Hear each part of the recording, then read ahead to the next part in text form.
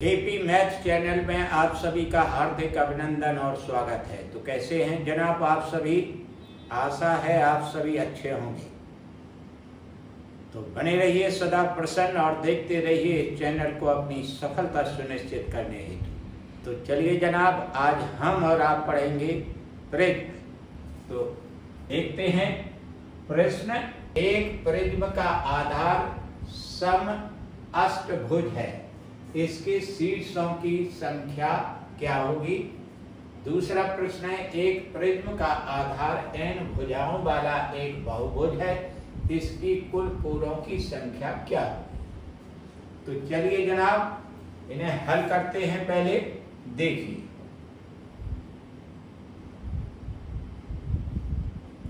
हल।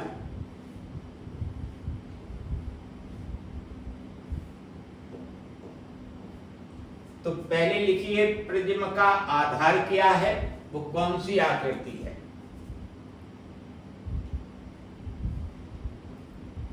प्रिज्म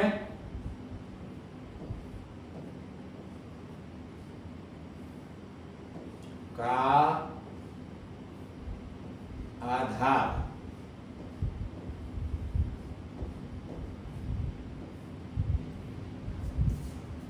समअष्टभुज।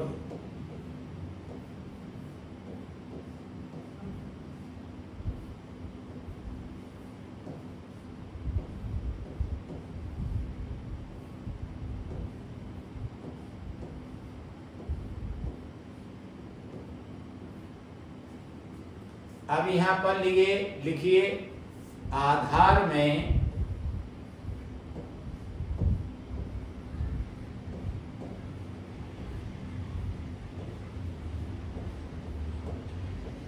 भुजाओं की संख्या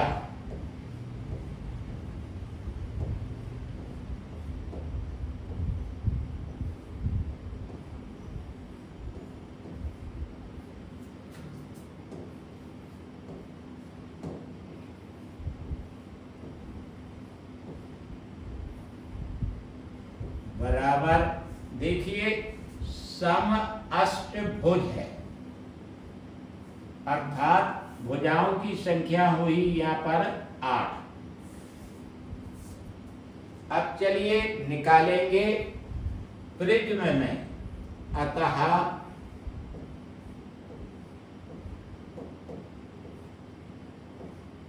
प्रिज्म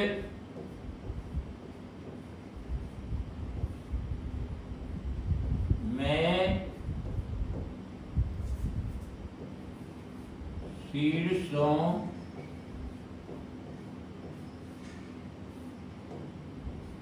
की संख्या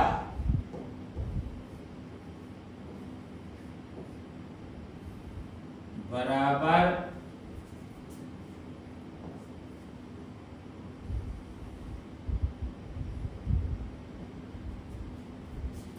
आधार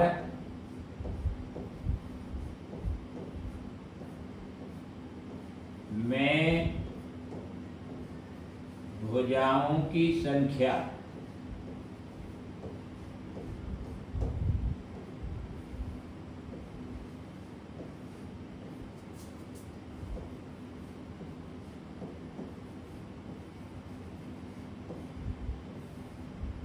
गुणित 2। यहाँ पर लिखिए आधार में भुजाओं की संख्या, यहाँ 8 है, यहाँ 8 लिख दीजिए, गुणा 2 का कर दीजिए, ये हुई 16। 8 दूना 16। अर्थात क्लियर है, स्पष्ट है कि प्रिज्म में शीर्षों की संख्या आधार में भुजाओं की संख्या की 2 गुनी होती है। तो यही आपका उत्तर है।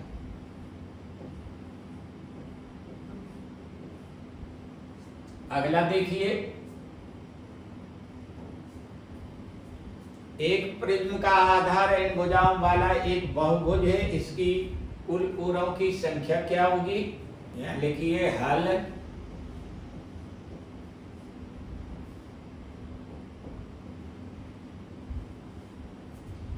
प्रिज्म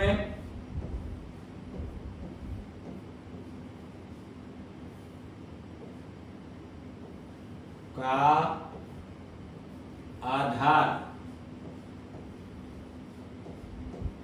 आधार क्या है जनाब? यहां लिखिए बहुभुज।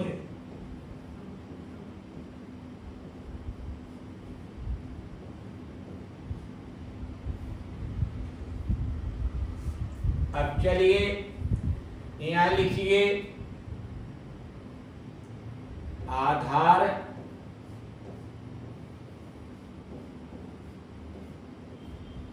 में भुजाओं की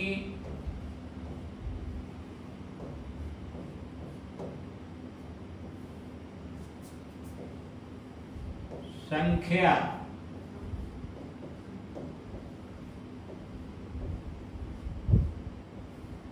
बराबर n। आगे चलिए, अतः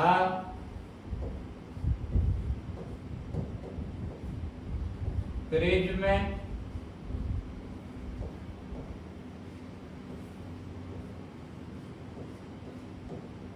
कोरों की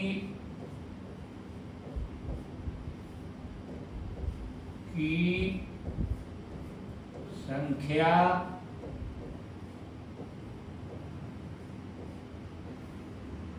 बराबर आधार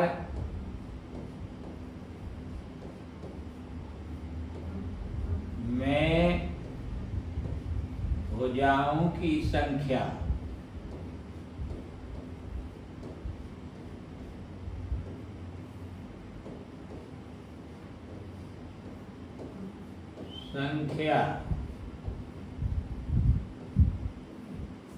गुणित 3। तो चलिए भुजाओं की संख्या कितनी है? n गुणित 3, ये हो गया 3n। यही आपका उत्तर है।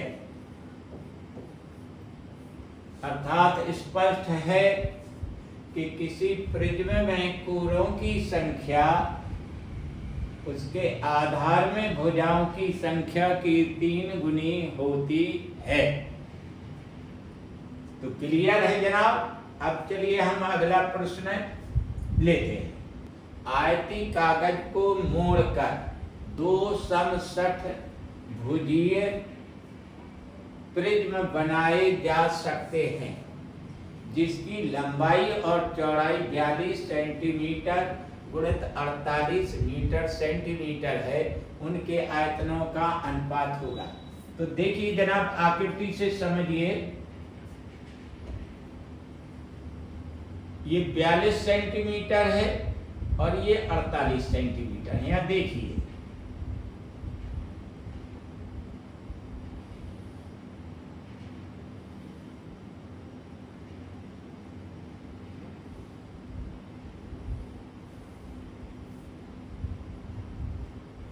ये 42 होगा, ये भी 42 होगा, ये 48 है, ये भी 48 है। तो ये तो ऊंचाई हो गई इसकी।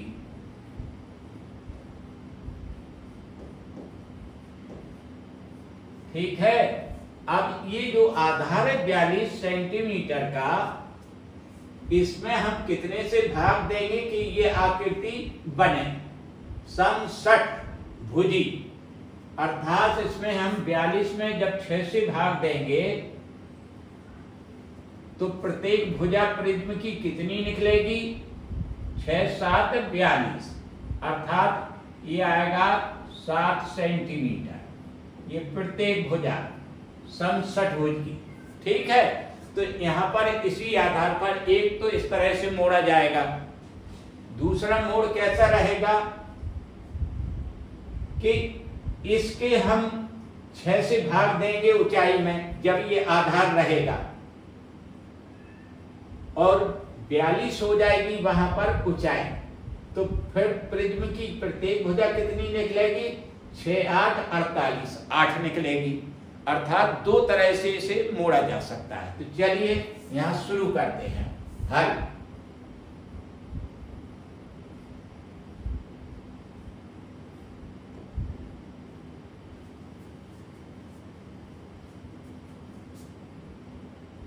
पहले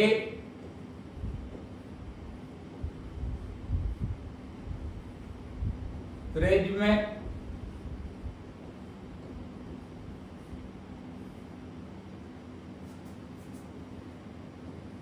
के आधार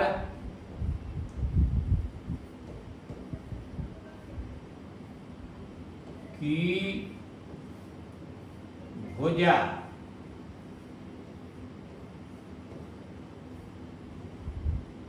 बराबर, तो चलिएगा इसमें पहले 42 बटा या करिए 6 7 42 अर्थात 7 सेंटीमीटर।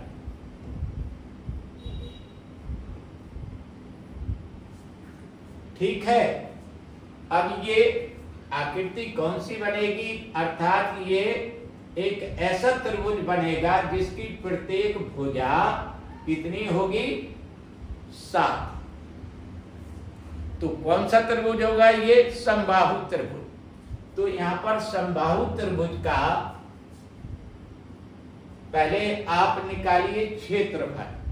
ठीक है, तो चलिए यहां पर निकालते हैं। अब चलिए यहां पर पहले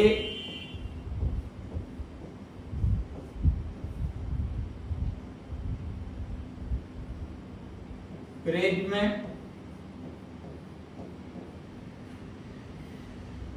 का आयतन,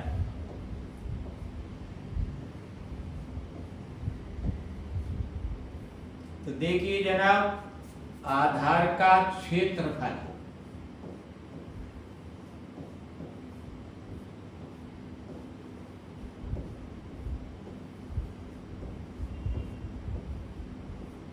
गुणित ऊंचाई,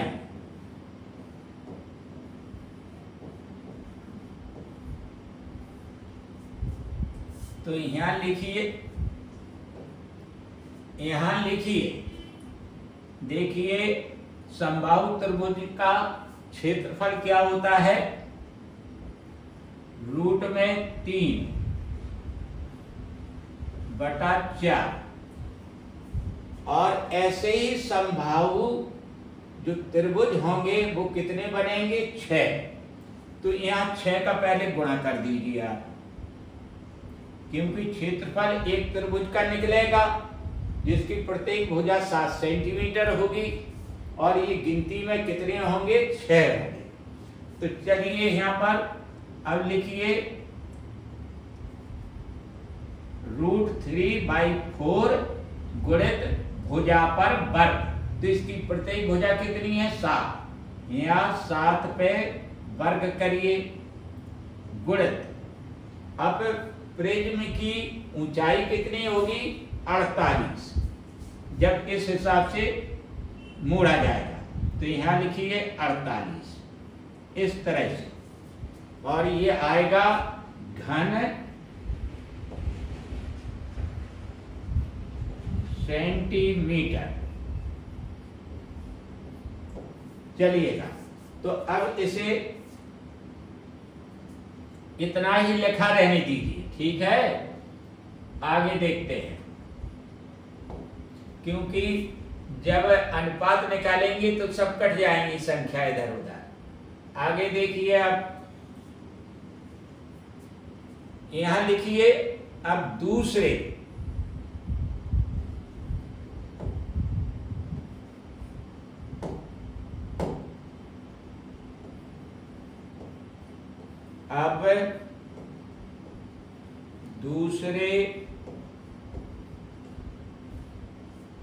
प्रिज्म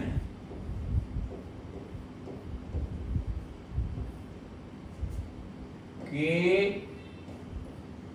आधार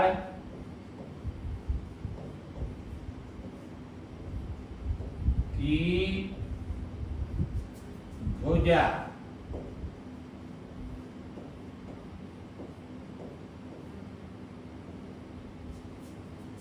बराबर, तो चलिए अब यहाँ पर 48 लीजिए, ये बटा करिए 6, 6 8 48 बराबर 8 सेंटीमीटर। तो चलिए इसकी आकृति इस तरह से होगी, ठीक है।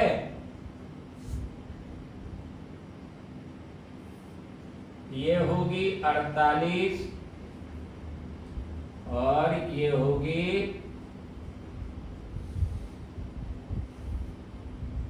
42 और ये होगी 48। तो देखिए यहाँ ऊंचाई ये हो जाएगी, और जब इसकी यहाँ पर 6 का भाग देंगे तो इसकी मोड़ जो सीधी लाइन पड़ी है जो 48 की, इसके 6 8 48 8 भाग हो गए आधार के। तो जो त्रिभुज बनेगा वो किस किस भुजा का बनेगा? 8 सेंटीमीटर, अर्थात समबाहु त्रिभुज होगा, प्रत्येक भुजा उसकी 8 सेंटीमीटर। तो चलिए जनाब आगे इस हिसाब से निकालते हैं। दूसरे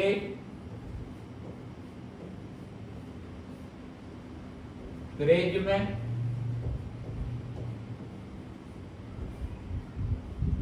के दूसरे प्रिज्म का आयतन बराबर वही स्थिति जैसी यहाँ है, यहाँ लिखिए 6 गुणित √3/4 गुणित भुजा पर वर्ग। इसकी प्रत्येक भुजा कितनी होगी? 6 एकम 6 6 8 48 8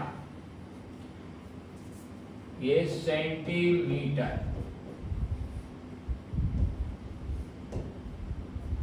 तो चलिए यहाँ पर करिए 8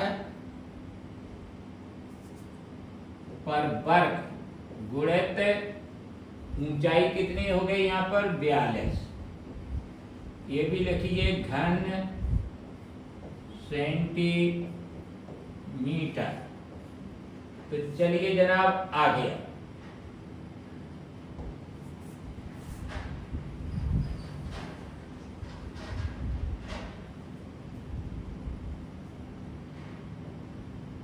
अब जनाब देखिए यहाँ पर,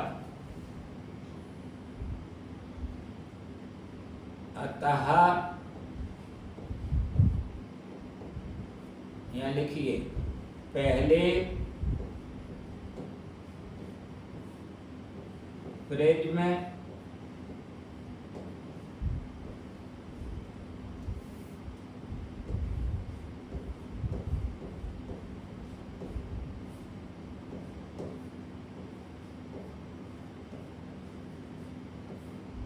का आयतन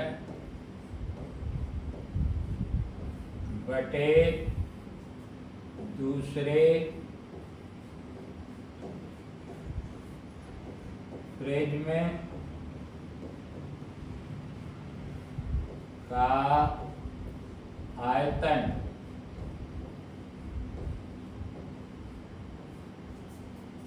बराबर करिए, लिखिए। अब यहाँ पर देखिए 6 गुणित √3/4 गुणित 7 गुणित 7 गुणित 48 बटा, यहाँ पर भी लिखिए 6 गुणित √3/4 गुणित 8 गुणित 8 गुणित यहाँ पर 42। तो चलिए काटिए जनाब, देखिए √3 4 4 6 6, देखते रहिएगा। अब यहाँ पर काटिए, 8 एकम 8, 8 छन 48। अब यहाँ 7 एकम 7, 7 छन 42, 6 कट गया, ठीक है। अब यहाँ 7 बचा और 8 बचा, यहाँ पर लिखिए 7/8। तो चलिए इसका उत्तर देखिए कितना आता है, ये लीजिए।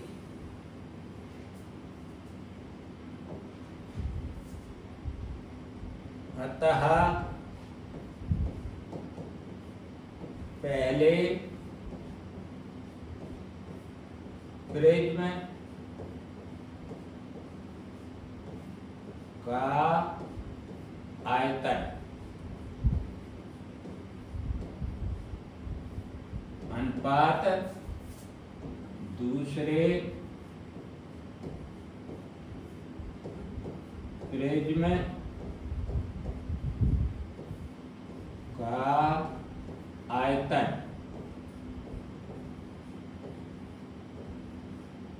बराबर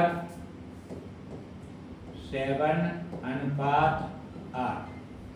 यही आपका उत्तर है।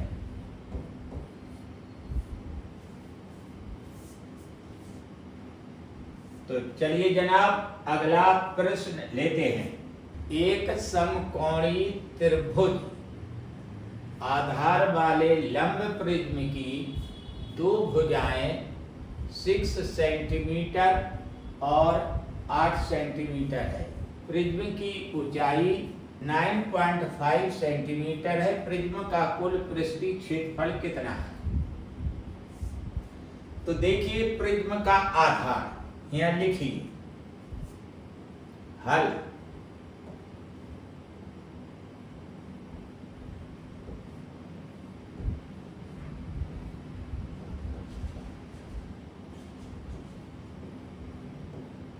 प्रिज्म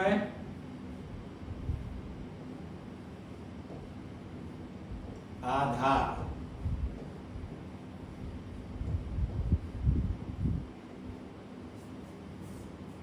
समकोणीय त्रिभुज अर्थात समकोण त्रिभुज।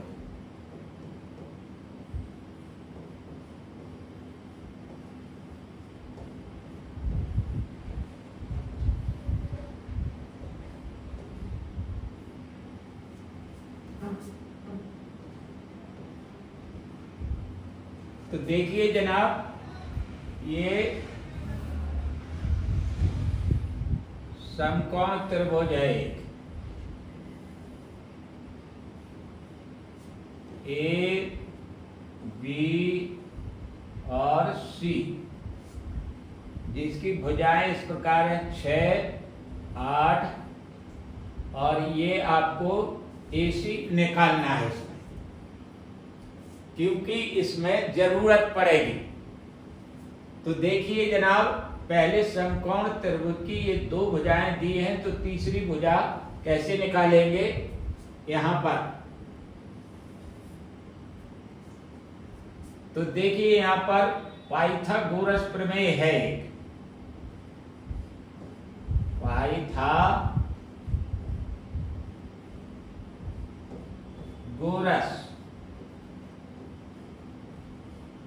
प्रमेय से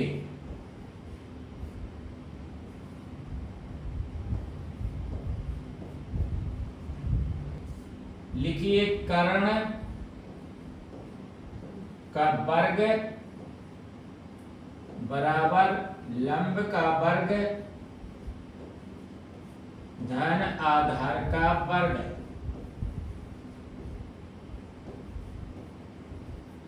तो चलिए कर्ण कितना? AC का वर्ग कर दीजिए। लंब कितना है? AB का वर्ग कर दीजिए। और आधार कितना है? BC, यहाँ BC का वर्ग कर दीजिए।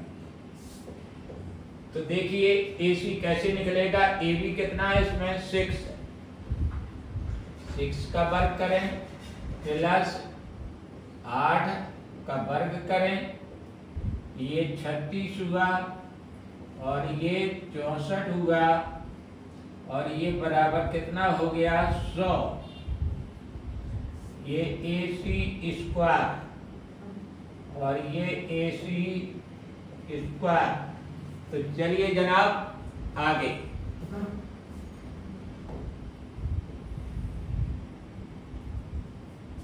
यहाँ देखिए कितनी निकल रही AC, अतः AC बराबर 10, वर्गमूल निकल आया 100 का। तो ये निकल के आ गई 10 सेंटीमीटर, ठीक है। अब इसकी ये 10 निकल आई। अब यहां पर लिखिए जनाब,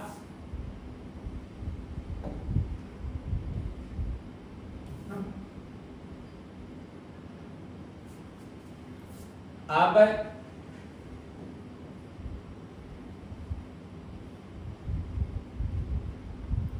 आधार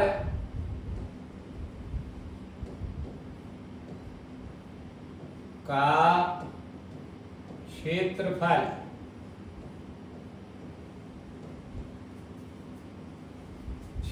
निकालिए। आधार का समकोण त्रिभुज का क्षेत्रफल क्या होता है? 1/2 गुणित आधार गुणित ऊंचाई।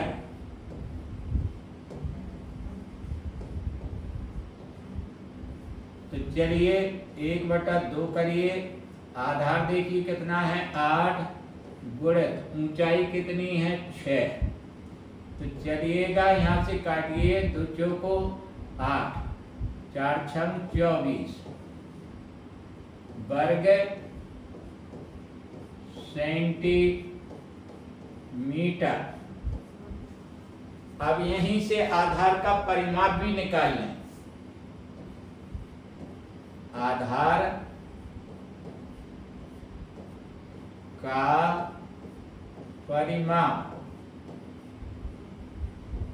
परिमाप क्या होता है? समकोण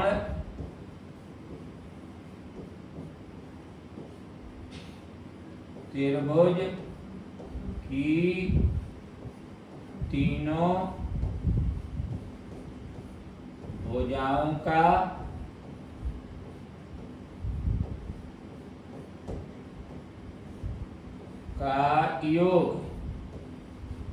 योग निकालिए जनाब। तो देखिए 6 + 8 + 10 बराबर ये 24 आ गया सेंटीमीटर। तो चलिए जनाब अब देखिए क्या क्या निकालना हम आपको।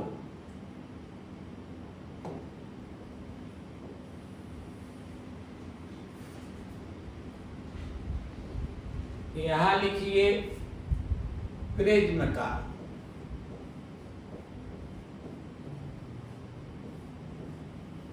पार्श्व पृष्ठ निकालिए।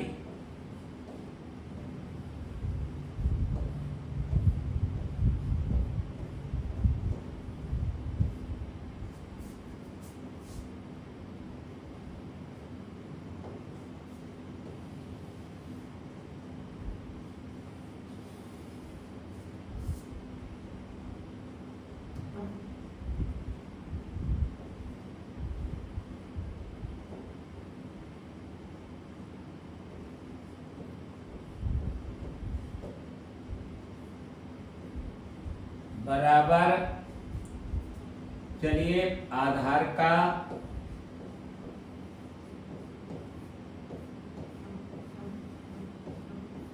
परिमाप गुणित ऊंचाई।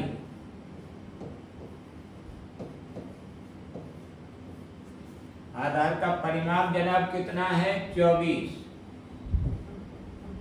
गुणित ऊंचाई कितनी है 9.5। यहाँ गुणा कर लीजिए जनाब इसका। 24 गुणित 9.5। चलिए 5 को 20 हासिल 2, 5 दूनी 10 और 2 12। अब 9 का करिए गुणा, 9 चौको 36 हासिल 3, 9 दूनी 18, 6 9 दूनी 18, 3 21। यहाँ लिखिए, फिर से देख लीजिए, 9 चौको 36, 3 9 दूनी 18, 3 21। चलिए 0 6 और 2 8, 1 और 1 2 और 2। अब दशमलव एक अंक बाद रख लीजिए, तो ये दशमलव लग गया। तो चलिए इतना आ गया गुणा 228.0 अर्थात वर्ग सेंटीमीटर। अब चलिएगा जनाब, इसका क्या निकालना है। देखिए यहाँ पर प्रिज्म का कुल पृष्ठीय क्षेत्रफल कितना होगा। तो चलिए जनाब अब इसे निकालते हैं। अतः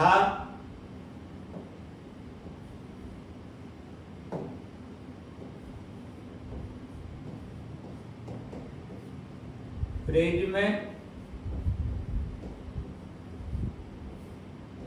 का कुल पृष्ठीय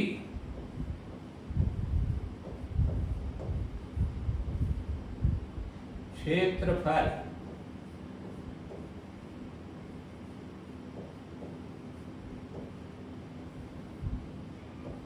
बराबर, यहां लिखिए प्रिज्म का पार्श्व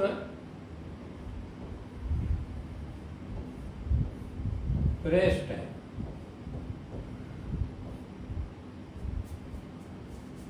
प्लस 2 गुणित आधार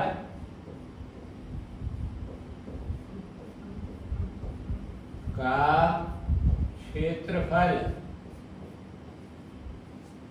तो चलिए जनाब प्रिज्म का पार्श्व पृष्ठ देखिए 228 प्लस, यहाँ चलिए 2 करिए गुणित आधार का क्षेत्रफल आपका निकल के आया 24, ये 24 गुणा कर दीजिए जनाब, ये 24 दूनी 48, यहाँ लिख दीजिए वर्ग सेंटीमीटर। 228 प्लस 24 दूनी 48, जोड़िए जनाब वर्ग सेंटीमीटर। 8 8 16 हासिल 1, ये 5 हुए और ये 2 हुए 7, और ये 2 का 2 276 वर्ग सेंटीमीटर। एक बात क्लियर समझ लीजिए, ये जो यहाँ पर प्रिज्म का कुल पृष्ठीय क्षेत्रफल है, इसी को संपूर्ण पृष्ठ भी कहा जाता है, इसलिए इसमें दोनों चीजें जोड़ी गई हैं ये, ठीक है। तो चलिए जनाब यही आपका उत्तर है। उत्तर अगला प्रश्न, 60 मीटर ऊंचे बांध की अनुप्रस्थ काट समलंब चतुर्भुज है जिसकी समांतर भुजाएं 8.5 तथा 10.5 मीटर हैं। यदि बांध 100 मीटर लंबा हो और चिनाई का भार 4 टन प्रति घन मीटर हो तो बांध का भार क्या होगा। तो चलिए जनाब इसे हल करते हैं। देखिए, ध्यान से देखिएगा। हल, यहां निकालिए पहले समांतर चतुर्भुज, समलंब चतुर्भुज का क्षेत्रफल। समलंब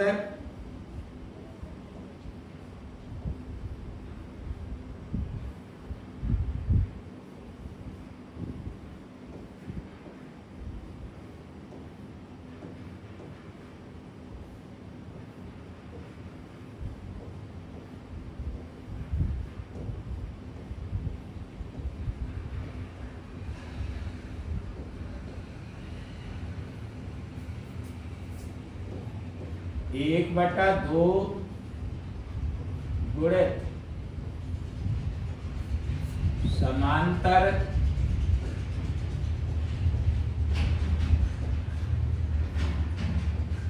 भुजाओं का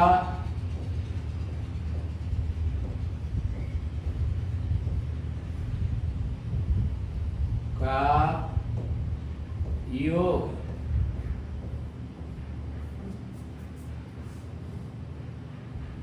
गुणित बीच की दूरी अर्थात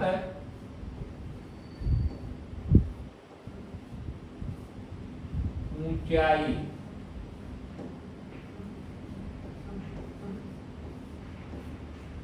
तो चलिए जनाब, यहाँ 1/2 लिखिए पहले, गुणित, देखिए समांतर भुजाएं कौन कौन है, 8.5 और 10.5। यहाँ 8.5 लिखिए प्लस 10.5 लिखिए गुणित बीच की दूरी अर्थात जो बांध की ऊंचाई है वो है। तो चलिए ये 60 लिखिए। अब चलिए यहाँ पर वर्ग मीटर लिख दीजिए, क्योंकि क्षेत्रफल निकल रहा है, ये उसकी इकाई होती है। तो चलिए काटिए पहले यहाँ पर 1/2 गुणित, यहाँ जोड़ दीजिए इन्हें दोनों को, 5 और 5 10, पॉइंट रखिए, हासिल 1 आए, 10 और 1 11 और 8 19 लिख दीजिए। अब चलिए यहाँ पर फिर गुणा कर दीजिए 60, ये वर्ग मीटर, काटिए 2 एकम 2, 60 30 बार कट गया। तो चलिए अब 29 57 और ये बिंदी रख दीजिए, 570 वर्ग मीटर, ये क्षेत्रफल निकल आया। तो चलिए अब आगे,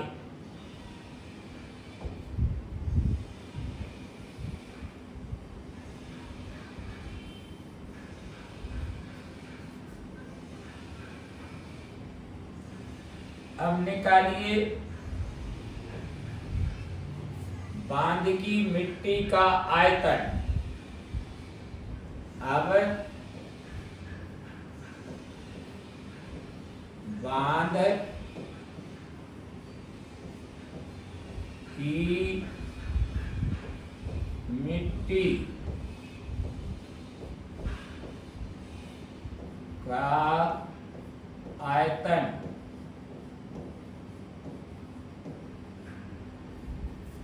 बराबर, ये क्षेत्रफल लिखिए, समलंब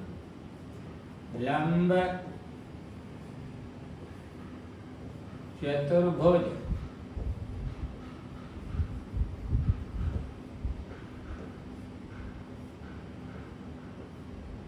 का क्षेत्रफल गुणित लंबाई, इसकी लंबाई बांध की।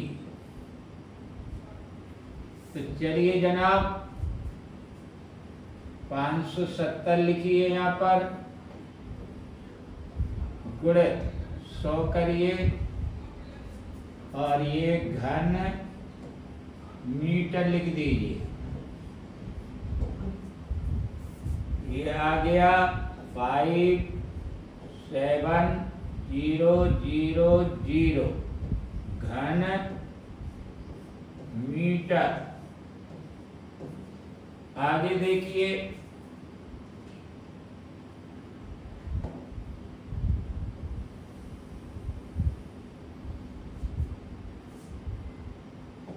अतः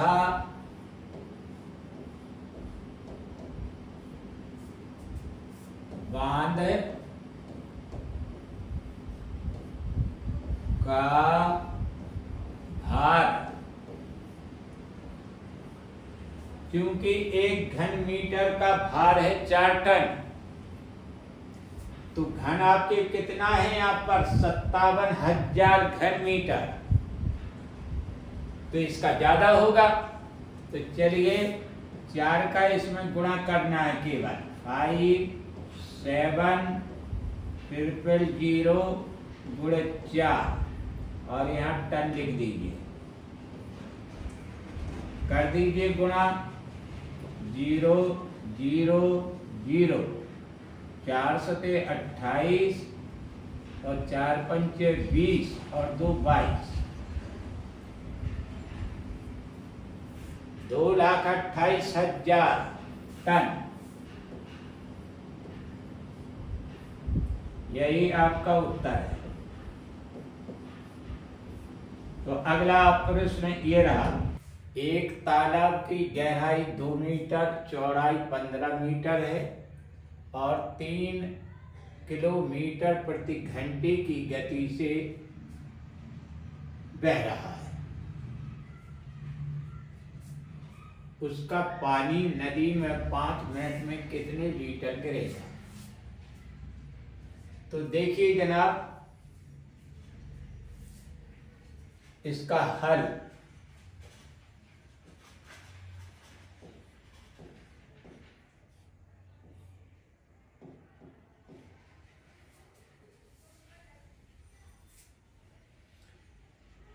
यहाँ लिखिए तालाब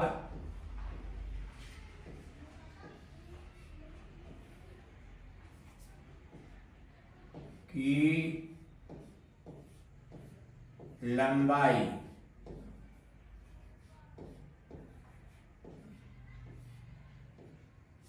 बराबर,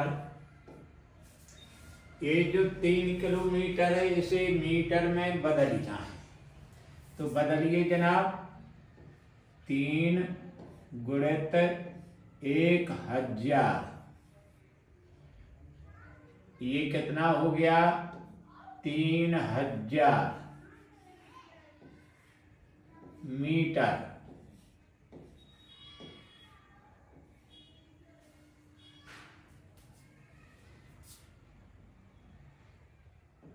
प्रति घंटा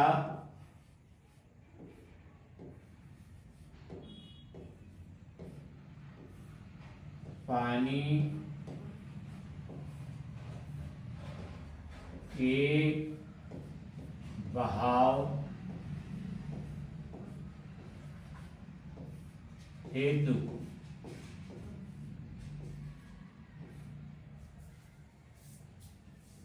तो चलिए अब लिखिए तालाब की चौड़ाई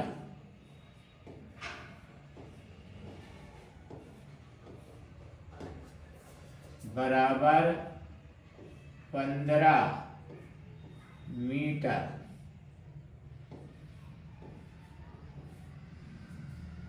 और गहराई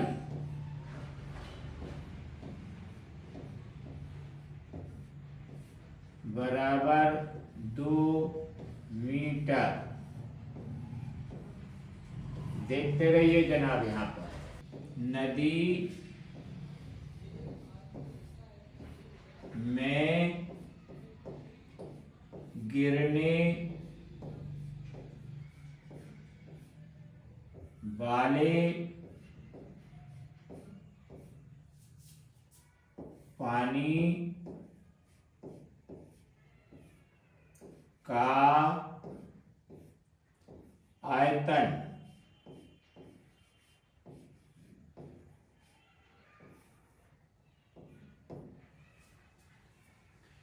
तो देखिए जनाब, यहाँ लिखिए लंबाई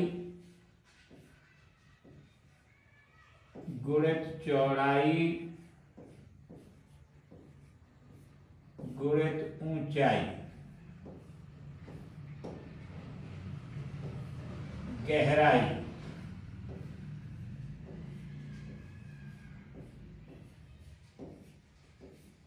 ऊंचाई मीन्स गहराई भी होता है। तो चलिए जनाब यहाँ पर लिखिए लंबाई देखिए तालाब की कितनी है, 3000।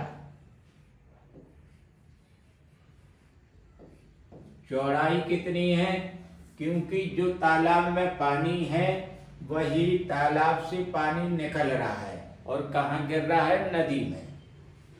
तो चलिएगा चौड़ाई कितनी है, 15 मीटर गुणित गहराई कितनी है, 2 मीटर। तो यहाँ लिखिए घन मीटर प्रति घंटा।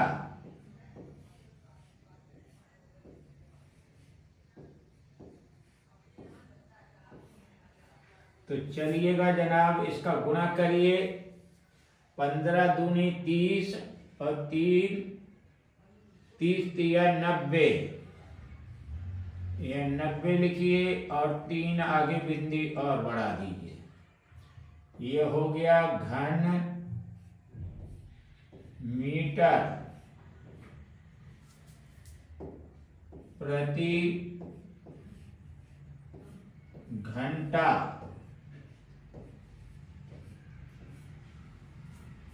अब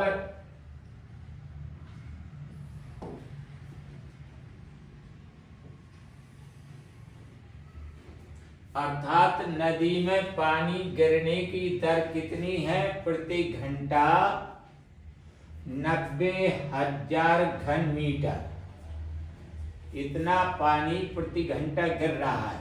लेकिन अब बात आती है मिनट की, तो प्रति मिनट कितना गिरेगा पानी, ये निकालना है। अब प्रति मिनट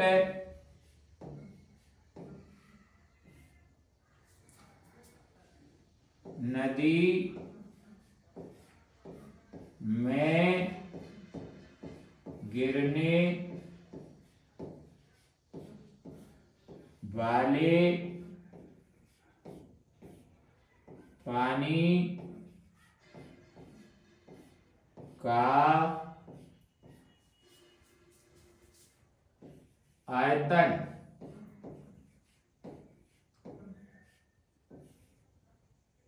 बराबर। तो देखिए ये 90,000 में हम 60 का भाग देंगे, क्योंकि 1 घंटे में 60 मिनट होते हैं। तो 90,000 लिखिए ऊपर,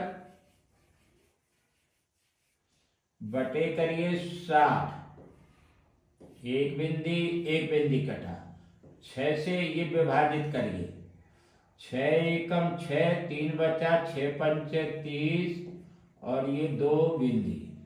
तो चलिए ये आ गया घन मीटर। यहाँ पर भी 1500 घन मीटर। आगे चलिए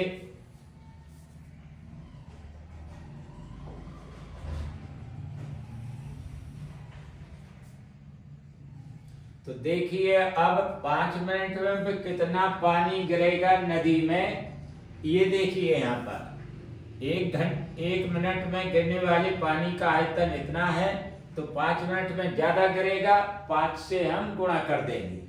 तो चलिए, अतः 5 मिनट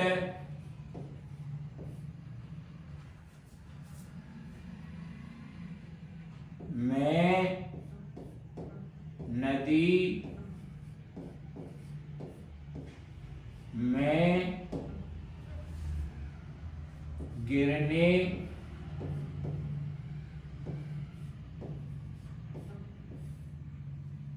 वाले पानी का आयतन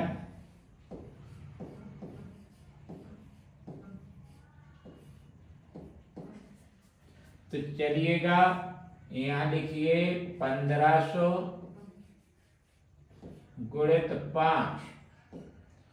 तो चलिए यहाँ पर घन मीटर लिख दीजिए।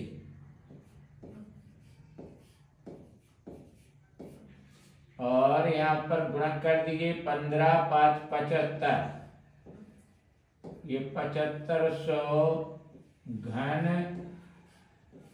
मीटर। अब चलिए लीटर में उत्तर निकालना है, तो लीटर में निकालने के लिए आपको पैमाना मालूम होना चाहिए। तो चलिएगा यहां लिखते हैं, देखिए 1 घन मीटर बराबर 1000 लीटर।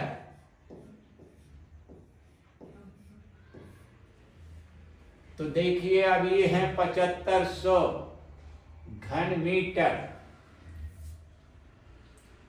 7500 घन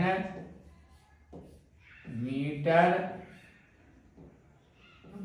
बराबर ज्यादा के होगा, तो 1000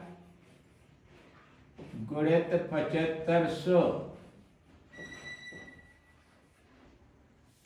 तो इतना लिखिए लीटर। तो चलिए ये कितना हो गया, 7500 और या फिर 000 इतने लीटर। तो देखिए जनाब, इकाई, दहाई, सैकड़ा, हजार, 10,000, लाख, 10 लाख। तो जनाब 75 लाख लीटर ये पानी नदी में गिरा है। तो लिख सकते हैं आप, अतः 5 मिनट में नदी में गिरने वाले पानी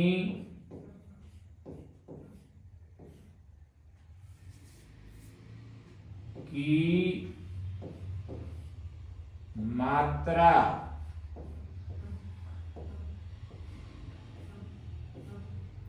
या आयतन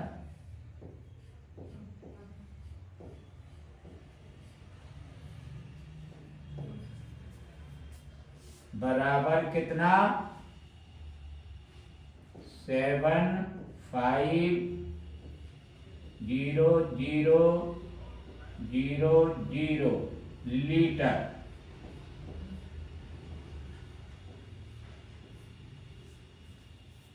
यही आपका उत्तर है।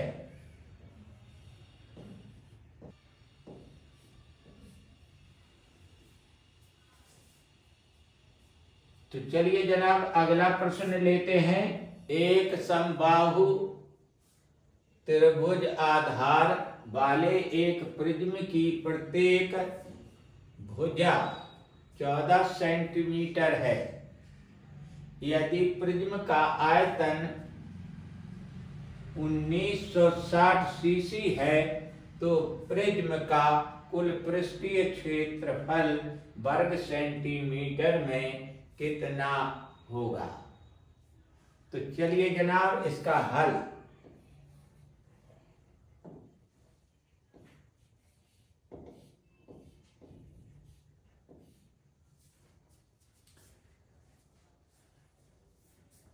यहां लिखिए प्रिज्म का आधार।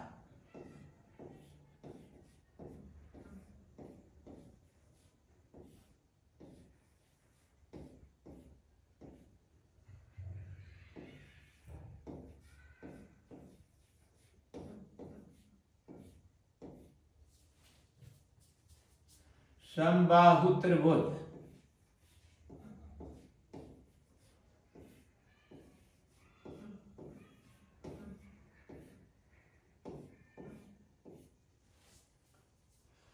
अतः समबाहु त्रिभुज का क्षेत्रफल निकालिए पहले।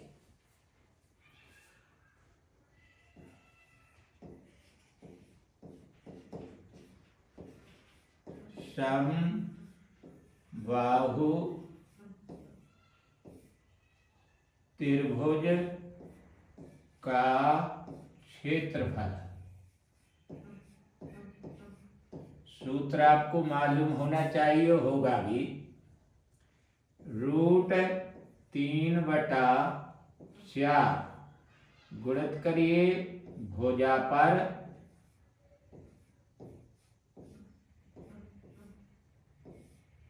वर्ग कर दीजिए।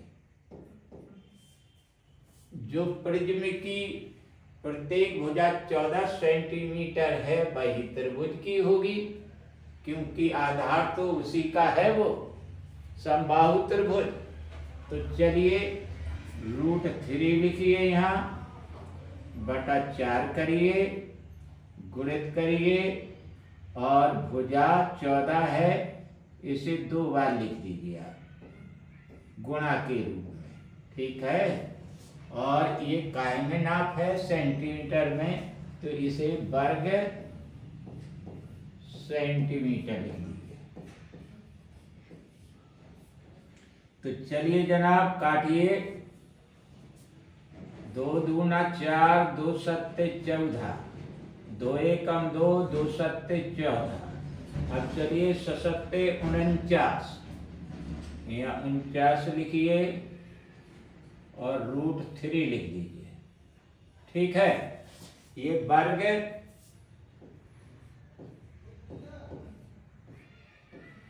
सेंटीमीटर। अब आगे देखिए,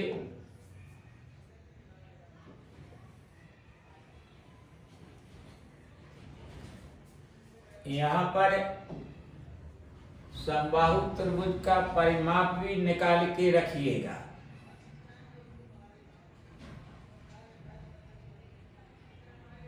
समबाहु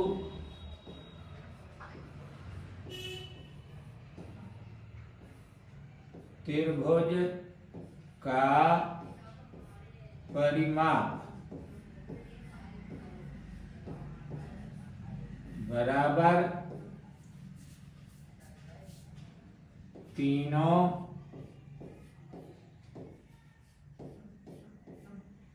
भुजाओं का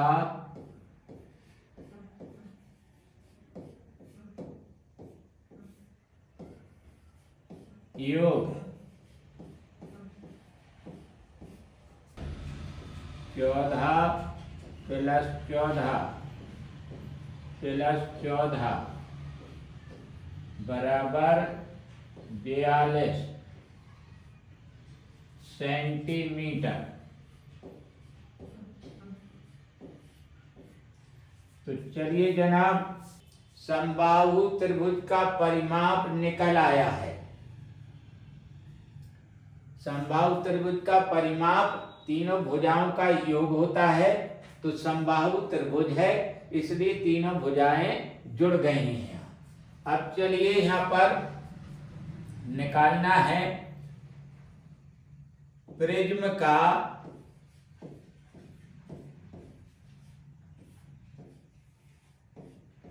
आयतन बराबर, सूत्र लिखिए पहले, आधार का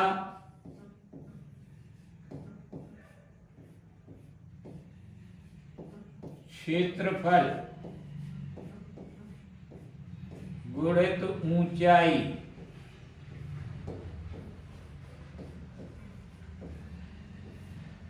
क्योंकि ऊंचाई आपके पास नहीं है प्रश्न में, इसलिए उसने आयतन दे दिया है और आपको आधार का क्षेत्रफल निकला हुआ रखा है। प्रिज्म का जो आधार है वो एक क्या था, समबाहु त्रिभुज, और उसका क्षेत्रफल आपने निकाल लिया है। तो चलिए यहाँ पर लिखिए 1960 आयतन की जगह पर दिया है। आधार का क्षेत्रफल 4/9√3 गुणित ऊंचाई ज्यों के त्यों लिख दीजिए।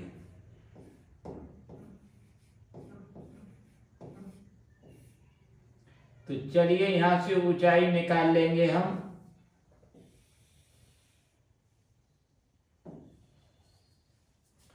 वन 960/4/9√3 बराबर ऊंचाई।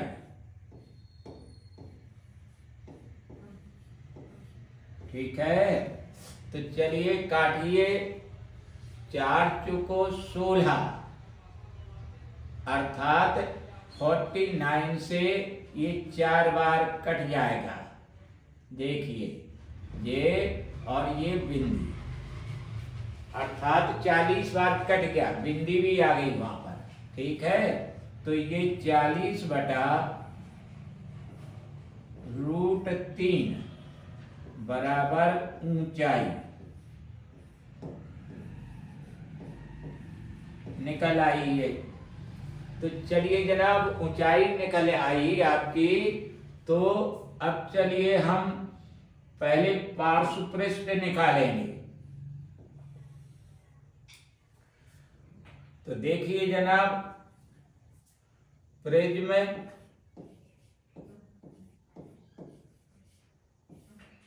का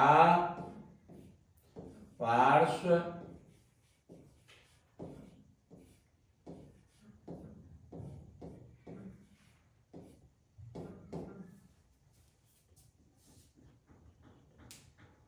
बराबर आधार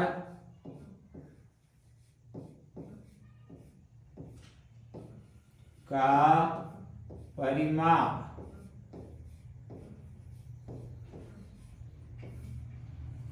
गुणित ऊंचाई।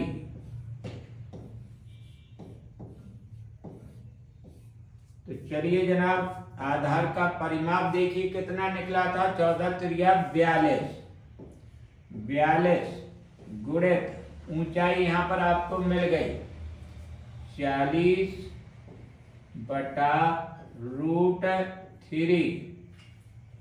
देखिए जनाब, ठीक है, इनका गुणा करिए आप, वर्ग सेंटीमीटर।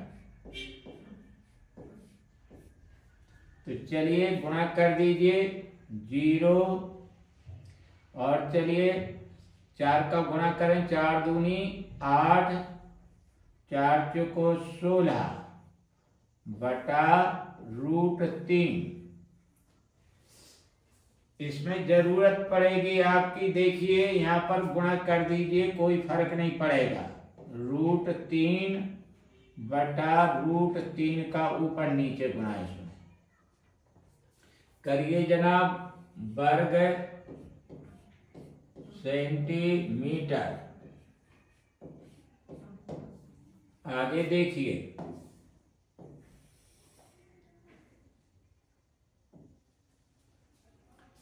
करिए 1680 गुणित √3 बटा 3।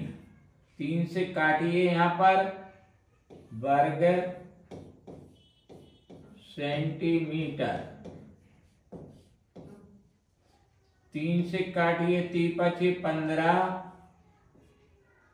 और 1 बची 18 होगा, 3 छंग 18 और ये बिंदी, अर्थात यहाँ लिखिए 560 √3 वर्ग सेंटीमीटर। तो चलिए जनाब, अब हम मुड़ते हैं कहाँ, उत्तर की ओर। अब लिखिए पृष्ठीय क्षेत्रफल प्रिज्म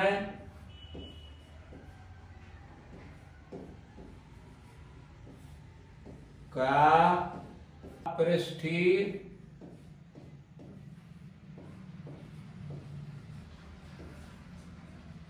क्षेत्रफल।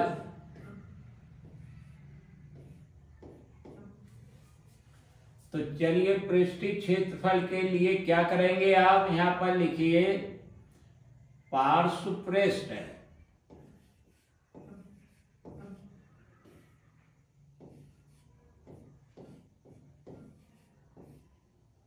प्लस 2 गुणित आधार का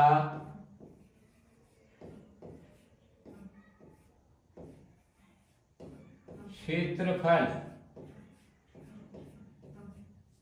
तो चलिए जनाब, आधार का क्षेत्रफल से क्या मतलब है, जो प्रिज्म का आधार है, जो समबाहु त्रिभुज था जिसका क्षेत्रफल हमने निकाल रखा उससे है, ठीक है।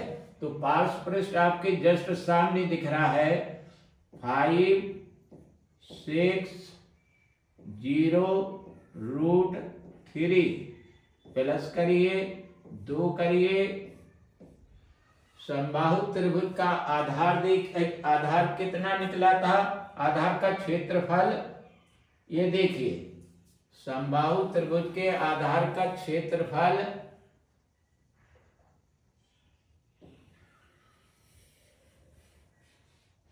49 √3। यहां लिखिए 49 √3। तो चलिए ये वर्ग सेंटीमीटर। अब देखिए यहां पर भी √3, यहां पर भी √3, तो यहां से √3 बाहर निकाल लीजिए, यहां बचेगा 560 प्लस करिए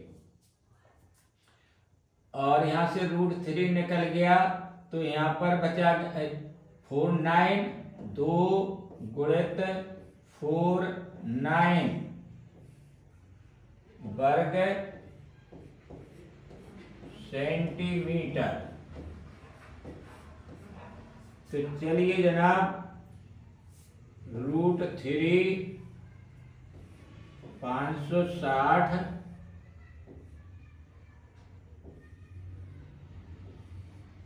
प्लस 2 का गुणा कर दिए, 2 ने 18, 2 चौको 8 और 1 9। तो चलिए जनाब इन्हें जोड़िए, वर्ग सेंटीमीटर।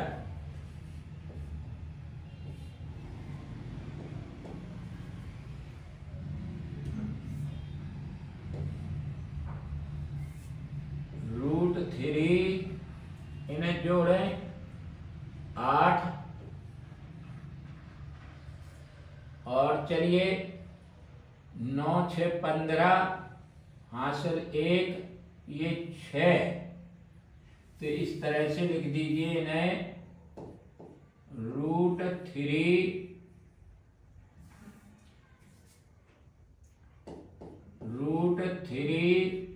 गुणित 8 और 9 6 15 हासिल 1, ये 6। अब इसे वर्ग मीटर लिखें, वर्ग सेंटीमीटर।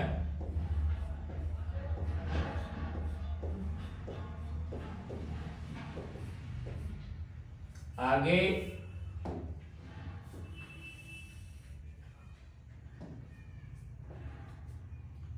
बराबर करिए 6 5 8 √3 वर्ग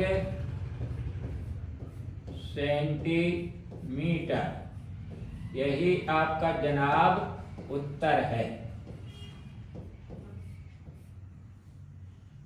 तो चलिए जनाब अगला प्रश्न लेते हैं। ये रहा, एक समबाहु त्रिभुज वाले बर्तन में कुछ ऊंचाई तक दूध भरा है। इसका आधार 8 सेंटीमीटर है। इसमें 6 सेंटीमीटर भुजा का एक घन डाला जाता है जो पूर्णतः डूब जाता है। स्तर में वृद्धि होगी। मानिए, पहले माना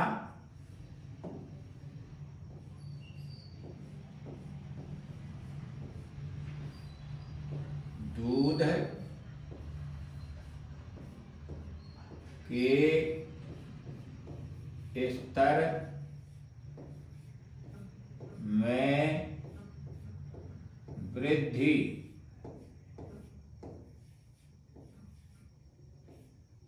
बराबर H सेंटीमीटर।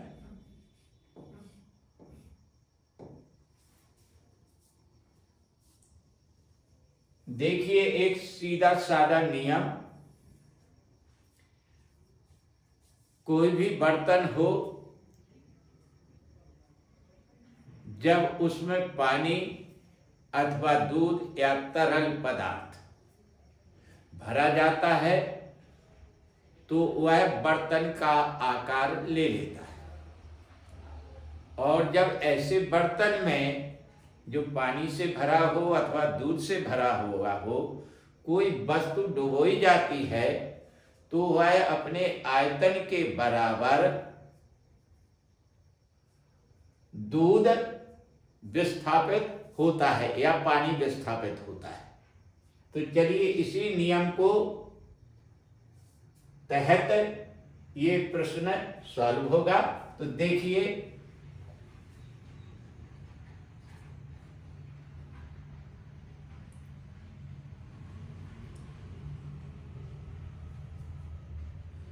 विस्थापित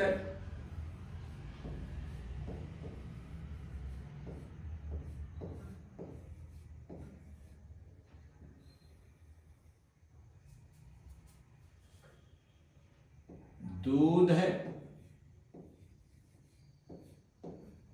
का आयतन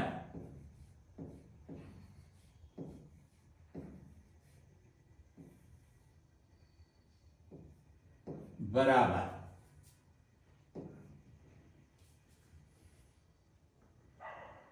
6 सेंटीमीटर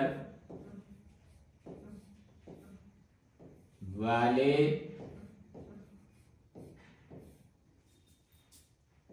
घन का आयतन।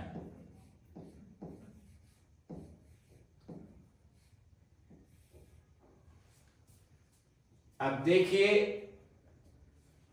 यहां विस्थापित दूध का आयतन किसके बराबर होगा?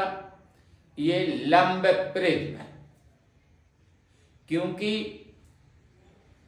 उस बर्तन की आकृति जो है प्रिज्म के आकार की है, इसलिए जो प्रिज्म का आयतन का सूत्र होगा वही यहां पर लगेगा।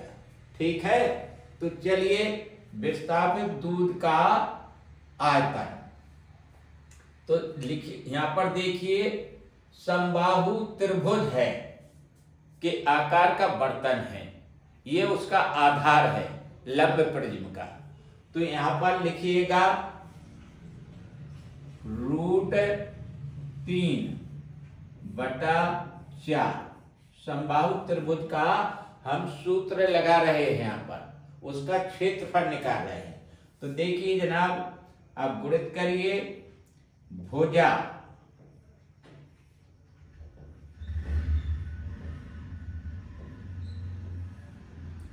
वर्ग, देखते रहिए जनाब, गुणित। अब यहां स्तर h सेंटीमीटर में वृद्धि हो रही है स्तर में, तो यहां पर लिखिए h, क्योंकि दूध उठेगा और जो सेंटीमीटर 6 सेंटीमीटर वाली घन का आयतन है वो यहां पर आयतन निकलेगा। तो चलिएगा यहां आयतन निकालिए, घन का आयतन बराबर भुजा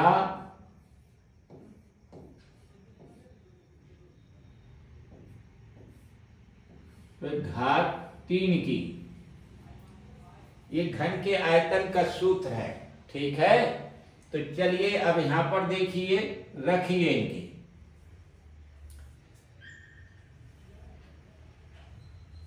इसका आधार 8 सेंटीमीटर है। किसका आधार है ये?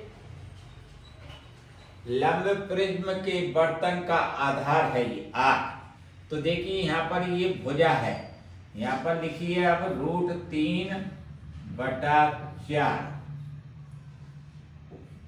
अर्थात समबाहु त्रिभुज की ये भुजा है। यहाँ 8 लिखिए गुणित 8 गुणित h। अब चलिए यहाँ पर ये 6 सेंटीमीटर भुजा है घन की, तो चलिए यहाँ पर 6 गुणित 6 गुणित 6। ठीक है, इस तरह से। अब चलिए हमें h निकालना है। यहाँ पर देखिए h कैसे निकलेगी।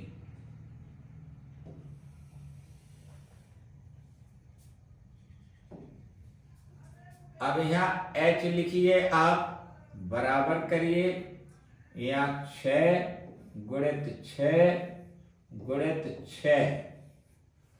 अब यहाँ पर देखिए पहले 4 का गुणा कर दीजिए, यहाँ ये जो 4 है √3/4। अब चलिए यहाँ पर अंडरलाइन करें और √3 लिखें और गुणित करें यहाँ 8 गुणित 8, यहाँ लिख दीजिए 8। अब चलिए काटा पीटी करिए, देखिए h निकल आएगी आपकी। 4 एकम 4, 4 दूना 8, 2 एकम 2, 2 तीन 6। चलिए 2 तीन 6, 2 चौको 8। देखते रहिए 2 तीन 6 और 2 दूनी 4। अब चलिए ऊपर ऊपर का गुणा कर लीजिए, नीचे नीचे का गुणा कर लीजिए। तो यहाँ पर 3 तिरका 9, 9 तीन 27, 27 बटा 2√3 इतना आया। ठीक है, अब चलिए यहाँ क्या करेंगे, यहाँ पर गुणा करिए √3 से ऊपर नीचे 27 बटा 2√3 में। तो चलिए यहाँ पर √3 से ऊपर नीचे गुणा किया, कोई फर्क नहीं पड़ेगा, क्योंकि अगर √3 हम काट देंगे तो जाके ताम वही रहेगा। तो चलिएगा जनाब, इसका गुणा देखिए कितना आता है, 27 √3 बटा, यहां देखिए 2 गुणित 3, √3 का गुणा 3 होता है। अब इन्हें काट दीजिए, 3 एकम 3, 3 27, 9 बार कटा। तो चलिए अब आगे लिखिए यहां पर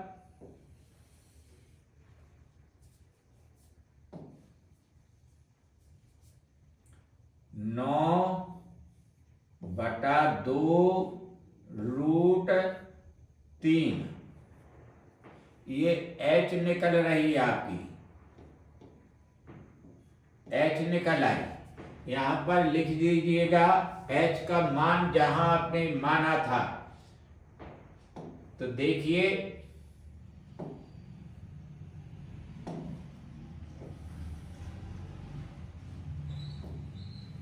अतः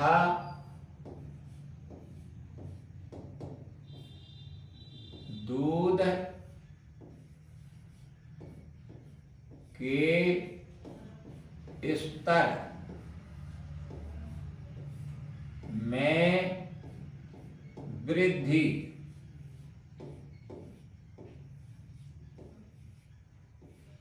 बराबर 9/2 √3 सेंटीमीटर।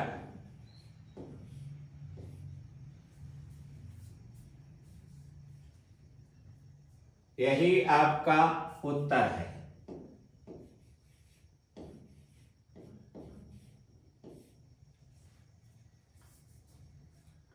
अगला प्रश्न,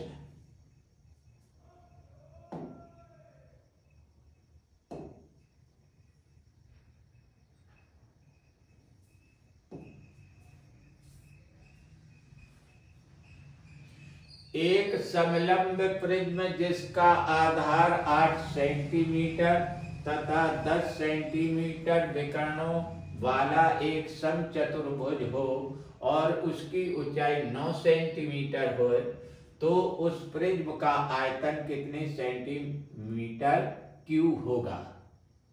तो चलिए जनाब यहां देखिए, प्रिज्म का आधार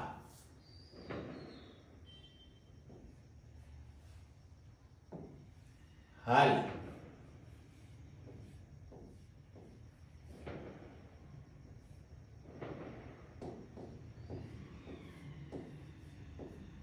प्रिज्म का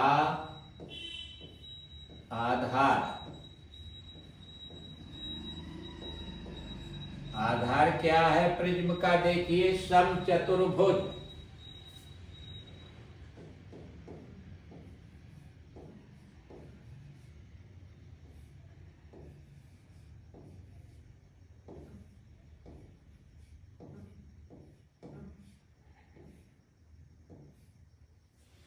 तो प्रिज्म का आधार का क्षेत्रफल निकालिए। अतः प्रिज्म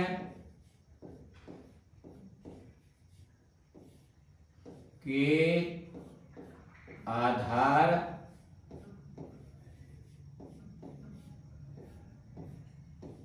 का क्षेत्रफल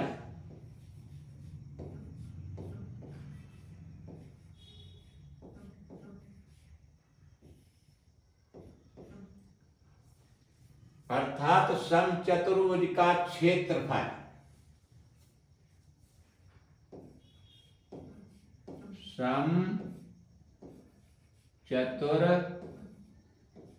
समचतुर्भुज का क्षेत्रफल, समचतुर्भुज का क्षेत्रफल क्या होता है, 1/2 गुणित। तो देखिए जनाब यहां पर जो पहला विकर्ण है और दूसरा विकर्ण है, तो चलिए यहां पर पहला विकर्ण 8 सेंटीमीटर गुणित बराबर करिए 1/2 गुणित दोनों विकर्णों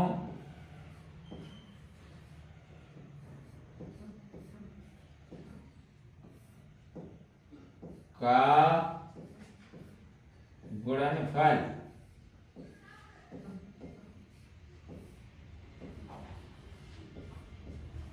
तो चलिए करिए 1/2 गुणित 8 गुणित 10। तो 2 से काटिए, 2 चौको 8, ये 4 धम 40 वर्ग सेंटीमीटर। ठीक है, उसकी ऊंचाई 9 सेंटीमीटर है।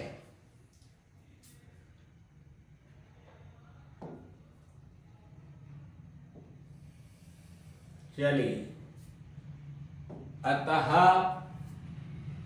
अब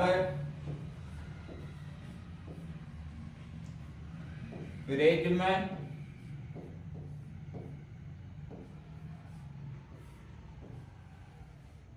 का आयतन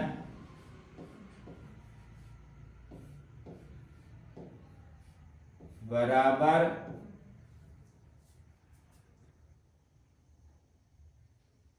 आधार का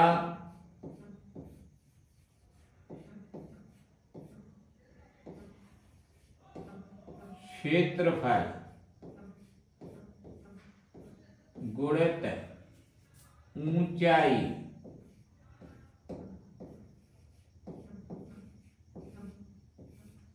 तो चलिए यहां पर रख दीजिए, जो 40 है यहां पर लिखिए, गुणित ऊंचाई कितनी है ये देखिए,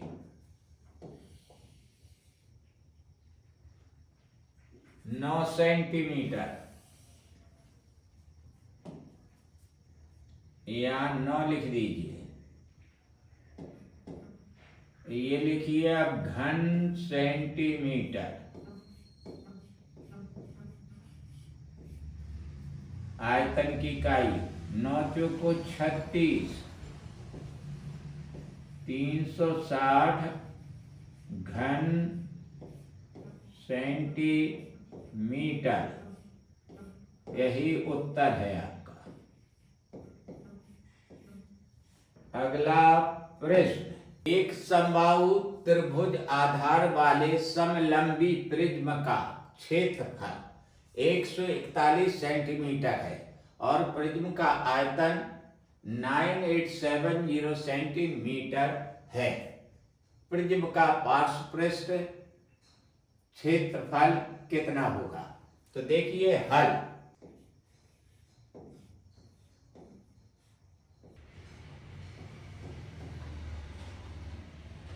समलंबी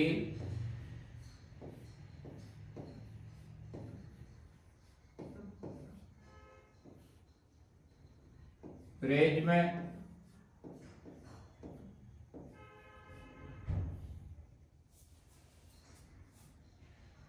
का क्षेत्रफल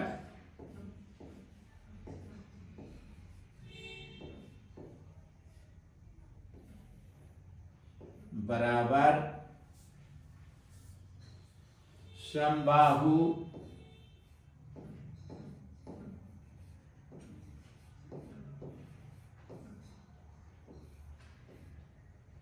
त्रिभुज का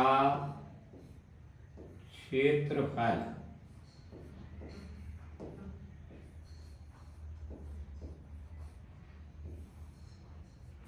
तो चलिए जनाब, समबाहु त्रिभुज का क्षेत्रफल कितना होता है √3/4 गुणित भुजा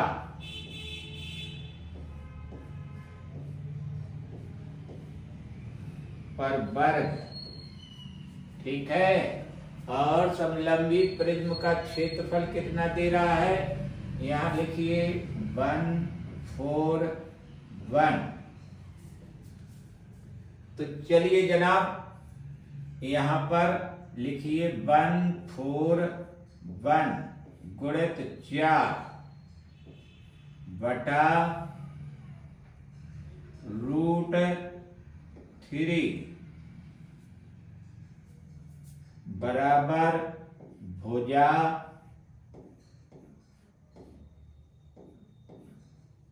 पर वर्ग।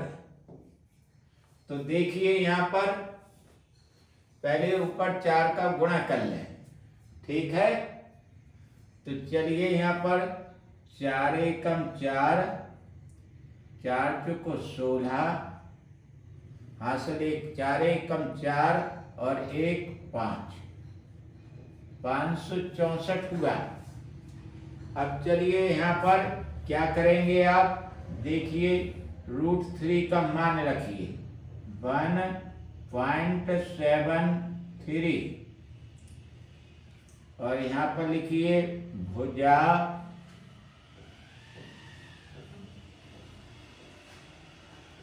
वर्ग। इसे इस तरह से करिए अब काम। देखिए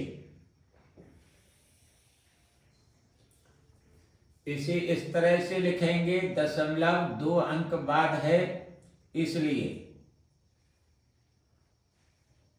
564 बटा 173 बटा 100, फिर बराबर लिखिए भुजा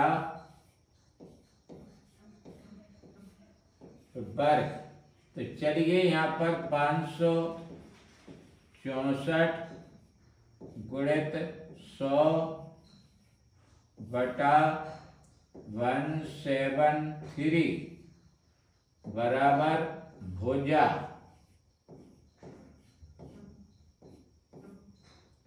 पर वर्ग।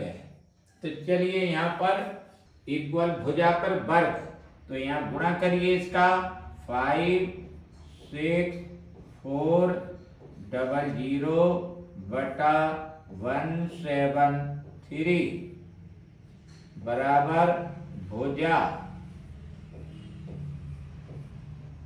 पर स्क्वायर। अब चलिएगा यहाँ पर भाग देना है आपको। तो देखिए भाग दे रहा है यहां से 173 564 ये 00।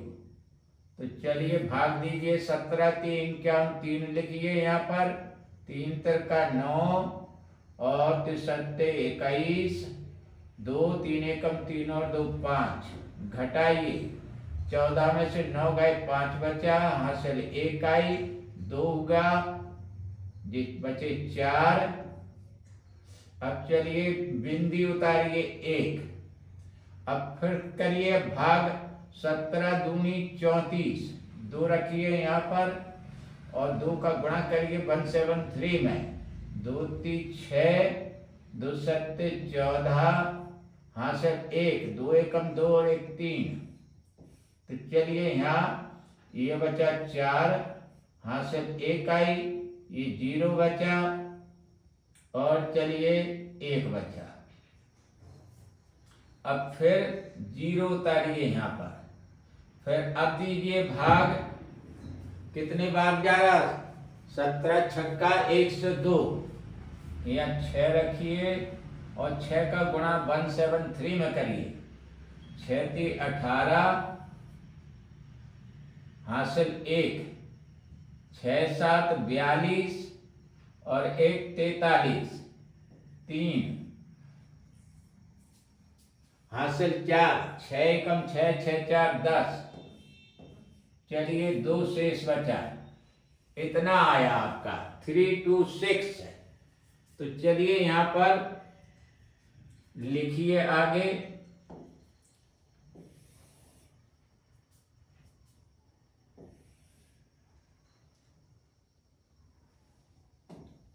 थ्री टू सिक्स बराबर भुजा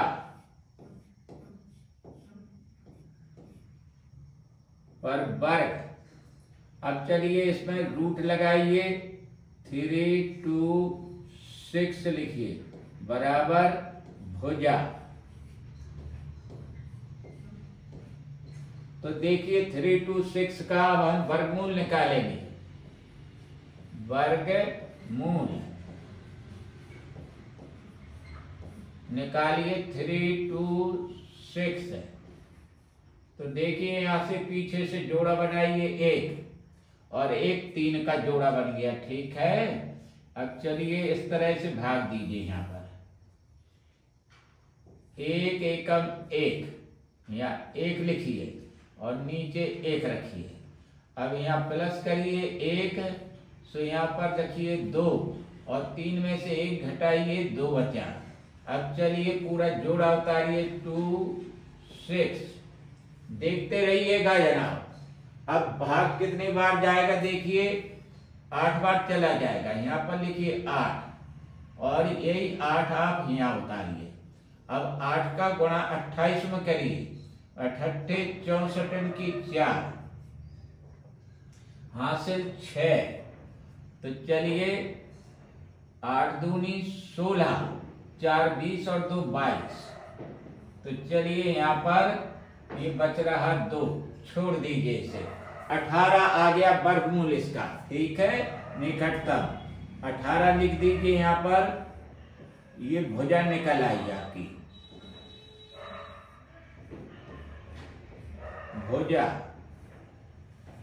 ठीक है। ये समबाहु त्रिभुज की भुजा निकली हुई है। तो चलिए आगे।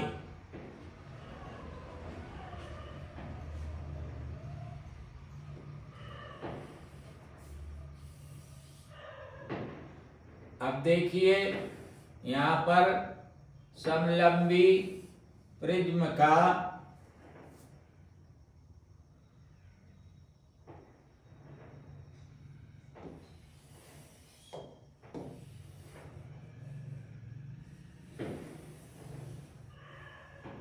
अब यहां देखिए प्रिज्म का आयतन लिखिए। प्रिज्म का आयतन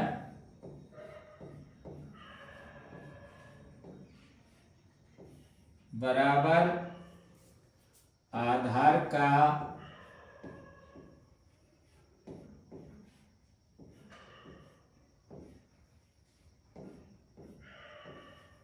क्षेत्रफल गुणित ऊंचाई।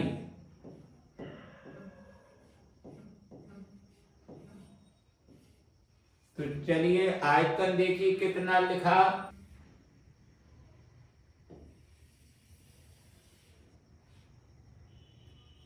9870।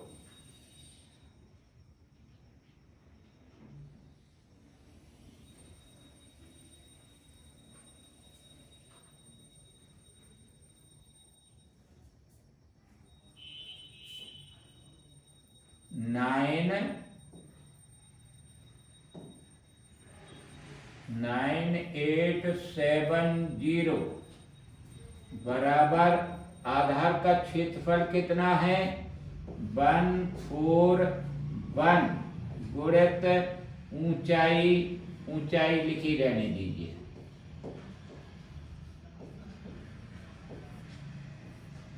तो चलिए यहां पर देखिए 9870 बटा 141 करिए।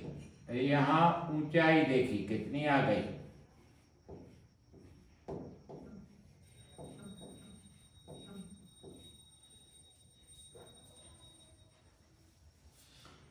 ये देखिए कितने बार कट जाएगा, 141 से 987 70 बार कटेगा। देखिए 141 में हम 7 का गुणा करते हैं तो 7 एकम 7, 7 चौको 28 और 2 7 एकम 7 और 2 9, 987 आ जाता है और बिंदी आ गई तो 70 बार कट गया। तो ऊंचाई लिख दीजिए यहां पर, ऊंचाई 70 सेंटीमीटर। आगे देखिए, अब पार्श्व पृष्ठ का क्षेत्रफल निकालना है। तो चलिए अब निकल आएगा सब।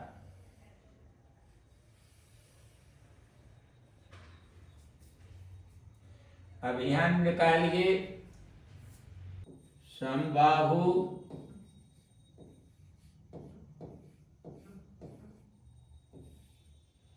त्रिभुज का परिमाप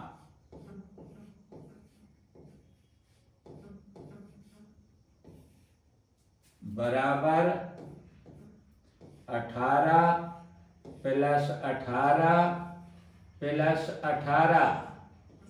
जो आपने भुजा निकाली है समबाहु त्रिभुज की, वही जोड़ रहा हूं 3 बार। या 3 का 18 में गुणा कर दीजिए तो 18 × 54 सेंटीमीटर। अब चलिए यहां पर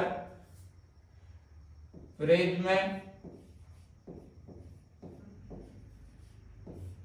का पार्श्व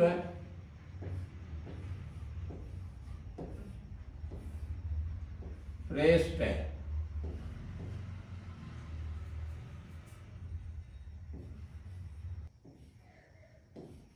का क्षेत्रफल बराबर आधार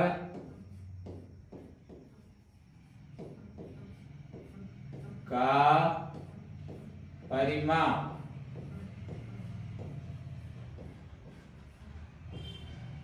गुणित ऊंचाई।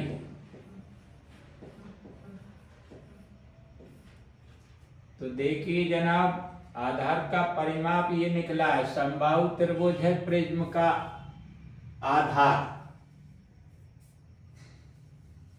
तो यहां पर देखिए 54 लिखिए, गुणित ऊंचाई कितनी निकली 70। तो चलिए यहां लिख दीजिए वर्ग सेंटीमीटर। गुणा कर दीजिए, 7 चौको 28, 7 पना 35 और 2 37 और ये 0 वर्ग सेंटीमीटर। यही जनाब आपका उत्तर है।